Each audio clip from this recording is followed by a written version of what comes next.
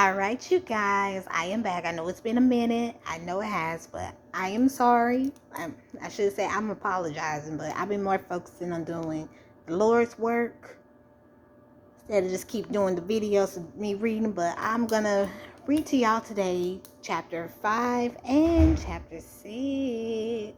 All right. So here is chapter 5 of Love Don't Come Easy, part 1. Chapter 5. Before clocking out of the hospital, Diamond picked up the phone and dialed her mother's number. "Hello?" Amelia answered. "Hey, are you home?" Diamond asked her mother. "Yes, I am home." "Okay, I will be there shortly. Take your time, dear." Hanging up the phone, Amelia grabbed her belongings and headed straight for her car. Little did she know, dark eyes were watching her as she was getting in. Shantae, along with Nuke, were sitting in the parking lot. Since his divorce, Nuke had been hatching and plotting different schemes to get back with Diamond. For the time being, he was fooling around with Shantae. But truth be told, love wasn't even in Nuke's home. "She thinks she is something ever since you left her. She is bitter," Shantae stated, snapping her fingers. "One day, I will come crawling back to her. She will realize what she has missed all along." Nuke pulled on his chin hair.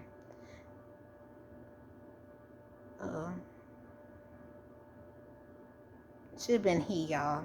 Anyway, he pulled out a cigar and lighted it up. Taking a puff, all the good memories with Diamond appeared.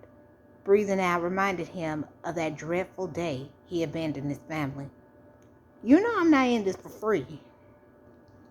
"Woman, I know, but be patient. Love doesn't live in my home. Remember that." Newt shook his head and drove to his new home. Shantae was hardly the woman Diamond was. She was much younger than Diamond, and getting in a man's wallet was all she cared about. She had a son by someone else, but Shantae never even thought about them. His plan was to charm Diamond with gifts and have her agree to go on a date with him. There, he would get on one bended knee and beg for forgiveness. She would then reconcile. In his mind, it was just that simple. Chapter 6. Driving to her mother's house already seemed like an hour drive, but the trip was only 30 minutes. Pulling into her mother's driveway, Diamond parked her Lexus right beside Amelia's Mercedes-Benz. Knocking on her mother's front door brought back memories. There were times she would never have to come back to the house for anything. When she left there, she was determined that she needed nothing or anybody. "Who is it?" "Your daughter," Diamond replied. The front door opened, and Amelia stood there with a warm, loving smile on her face. Her dark skin was beautiful and wrinkle-free. Long, coal-black hair mixed with strands of gray that was only indication of her age. "My dear, how have you been?" "I've been okay. I need to talk to you." "Come in, my child," Amelia said in a warm voice.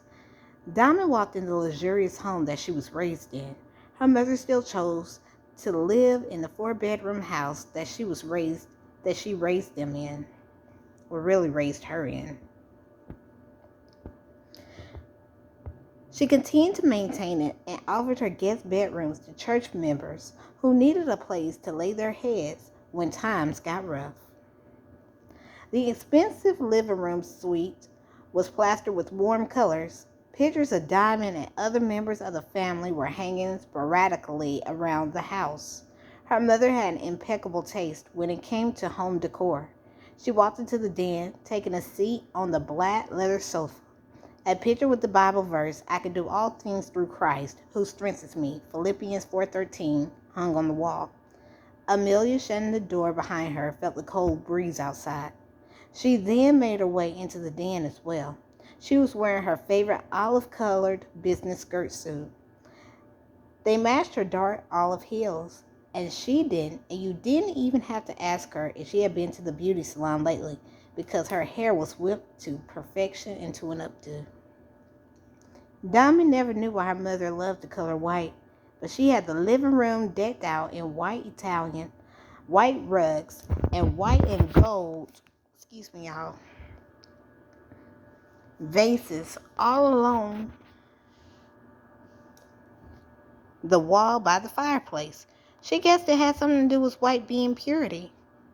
"What brings you here?" Amelia asked. "Mama, why do you want me to come to those women meetings on Wednesdays? Have you forgotten that I am a single mother raising 2 kids and working a strenuous job?" "I know, but Sakita works with you, and just last Wednesday she came asking about you.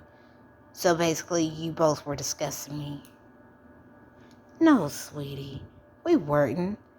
Your name was mentioned on the basis that I would love to have you join us. You need to come to these women meetings. In our lives, you and I, both as ministers and mothers, have experienced good and bad times. Baby, I will never leave you nor forsake you. I had that same bitterness and thought the world was the problem in my life, when all along I was in charge of my own happiness. Come to the meeting to give the other women in the church hope." Diamond stood up from the couch, noticing a call from Wayne. She refused to answer and decided to place her phone back in her pocket. She returned to her seat, beginning to let Amelia's words marinate. Sometimes she felt as though her mother was meddling in people's business, and other times it seemed like she actually had a genuine interest in helping others. Every Sunday, Amelia would preach with such passion. The words that came out of her mouth were like fire because most of the members in the congregation would run around the place speaking in tongues. "You know, Wayne is coming to preach Sunday. I have not seen him in so long," Amelia said, interrupting her thoughts. "What?" Diamond asked in shock. "You do remember Wayne Davidson, right? The young man who you dated for an eternity?" Amelia responded, giving her a sly look. "Yes, I remember him. I wasn't expecting you to say that he was the one coming to do the sermon, though. That's crazy because I saw Wayne in the store the other day." "Okay. Well, I know he was glad to see you. He still had a glow whenever he asked about you. When he approached me about preaching a sermon, I couldn't say no. Do you think he is the right man to preach at the church? You should have let someone else preach. We hardly know his preaching style. Why couldn't T.D. Jakes come?" "Because he is making millions. T.D. Jakes is doing it big at the Potter's house. The reason I got Wayne to speak is because he has a testimony on what has happened since you two have broken up. I think it is important that people hear it. That includes you too. This is why I left here years ago. You think you know everything that is wrong with my life, and then you try to fix it. We broke up for a reason. I don't need to hear anything he has to say." "Diamond, Wayne has not done a bad thing to me or you. He just got caught up in the wrong lifestyle. Whatever has happened is now in the past. Get over it," Amelia asserted. Her eyebrows were formed into a frown as she stared at her daughter. Sitting like a rebellious teenager with her lips poked out, Diamond sat there seething. Her mother was right about one thing. Whatever happened was in the past. Whatever Wayne was coming to talk about, Diamond wasn't really interested in hearing. How can a drug addict turned preacher tell her how to serve God? "I see. All right, Mama, I need to go take care of something. I will see you later." "Leaving so soon?" "Yeah. Sorry, I wasn't planning on staying anyway." "Take care," she said. "How was work?" Amelia asked, changing the subject. "It was okay. I have to go," Diamond said, walking out the house. Wednesday evening came in the blink of an eye. Sitting in the sanctuary along with 10 other women, Diamond was trying to be at ease and hear what the other women were saying. Her mother's messy assistant, Martha, always took over these meetings. "See, ladies, or should I say my sisters, God uses each and every one of us to do many unique spiritual things in the ministry. Not all of us can preach like Minister Amelia and her beloved daughter, Minister Diamond. There is nothing more precious than a mother-daughter duo in ministry," Martha remarked, smiling. Excuse me, Martha. The majority of us are in ministry, but not but not many of us get on the pulpit and preach. Ministry is not all about preaching. Shagera said, who was over the children's ministry. I didn't know I introduced her early. I know, Shagera, but no matter what we do, we still make up the body of Christ. We all need to be willing to preach if we are called. I decided it was best I step up and preach. DeAndre chimed in with a self-satisfied grin. Some of us, Miss Martha, are in the choir, and that's ministry through music, Bethany said, who was a member of the choir. I know, but there is outreach ministry. We need people to reach out to the communities and let the people know Jesus is coming back. This world is a crazy place we live in. Martha replied. Everybody was beginning to get annoyed with her. Honey, you are merely the pastor assistant. You really need to sit down somewhere, Diamond thought to herself. Speaking of ministry, I know we are all excited about having Pastor Wayne coming here and preaching his sermon next month. It will be a blessing to see him again. I did not know Diamond, Martha started to say until Amelia interrupted her speech. Hey! She scowled at Martha. Was it something I said? Martha asked, trying to look all innocent. Apparently you did, and nobody got time for that. And ain't nobody got time for that, Diamond retorted. Well, my bad. I want everyone to know, Martha said. What happened between him and my child stays between them, Amelia huffed. Fine. I will leave it at that. Martha was slightly embarrassed as she grabbed her purse. All of the ladies could not believe what she was doing. Everyone loved Martha, but Martha was a pain in the butt. Not only would she dabble in Minister Amelia's business, but she was forever claiming that it was all because she cared. Where does she think she is going?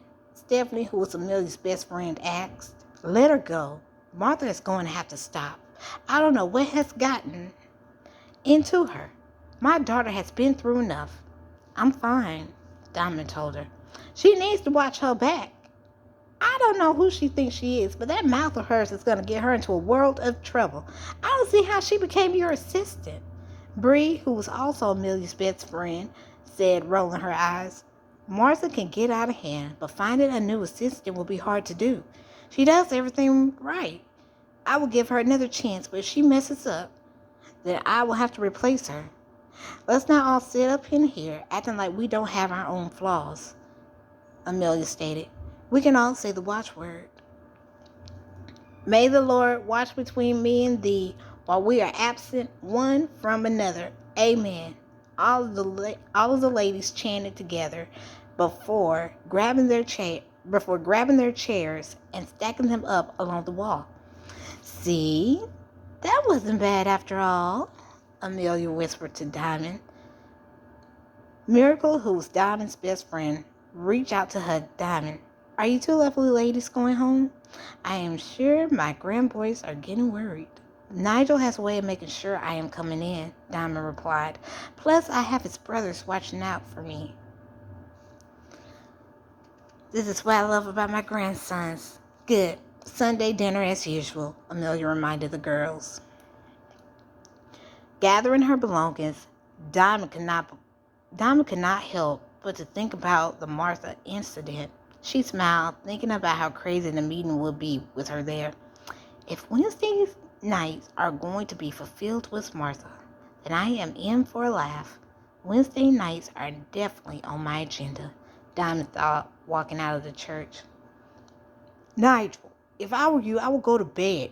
You know how Mama is, Dion warned his brother. Sitting at the kitchen table while playing Candy Crush on his phone, Nigel gave his older brother a stubborn gaze. You ain't my daddy, so you can't tell me what to do, Nigel responded. I'm not going to tell you again. You better go to bed. I don't gotta be your daddy. Besides, when was the last time you saw him? Dion blurted. All eyes from his other brothers were on him. He wanted to kick himself for saying what he had said. The damage had already been done in the moment the words escaped from his mouth. Nigel's mouth dropped immediately. I always make sure Mama gets home safely. So do I, Kai stated, defending his big brother. D, I don't know what your problem is, but don't yell at Nigel. He has every right to make sure Mama is okay, Little Nuke said. Well, you can stay up until she is home. Nigel smiled and went back to his game. Man, Nigel and Kai really remind me of myself, Dion mumbled. He carefully observed his younger brothers, wondering how they were taking it since they were living in the house with only their mother. Nigel, if I ask you something, will you promise not to get mad at me? Dion asked. That depends on what it is. What's up? How does it feel to be in the house with just Mama and Kai? Do you both ever miss your daddy? I don't consider the man who divorced our mom to be my father. And to answer your question, it has been peaceful. I no longer have to hear Mama crying herself to sleep anymore. I spend the most time with her. The key turned into the lock, and Diamond opened the door and walked inside just as Nigel was finishing his sentence. How was work, Mother? Dion asked. It was okay. I was at the women's meeting at the church. Nigel, what are you and Kai doing up? You know I had to make sure you made it in safely. I am the man of the house, he announced, thumping his chest. Diamond and his brothers laughed, but he was serious. Before heading to their rooms, Nigel and Kai went to hug their mama. They then went to give their brothers a quick hug and dap and headed to their bedrooms. You look worn out. Did Nigel and Kai get on your nerves? Mother, how? Mother, how have you been? Dion asked, ignoring her question. I have been okay. Why do you ask? Nigel said you were crying yourself to sleep, and I could have sworn I heard some sniffling the other night. Please tell me you ain't still sweating over Nuke. I was crying a bit. I have been having nightmares of my ex-husband, Diamond admitted. They heard a knock at the door. You're expecting someone? Dion asked, getting up from the stool. Before Diamond shook her head, Dion walked over to the door to open it. Who is it? Nuke, his deep voice answered. Dion turned to his mother for direction. Diamond folded her arms across her chest before responding. Go ahead. Dion turned the knob to allow his mother's nightmare in. What do you want? Excuse me, but I'm here to see your mom. I know she's here. I just saw her pull into the driveway. Nuke retorted. He entered the house wearing an expensive tailored suit.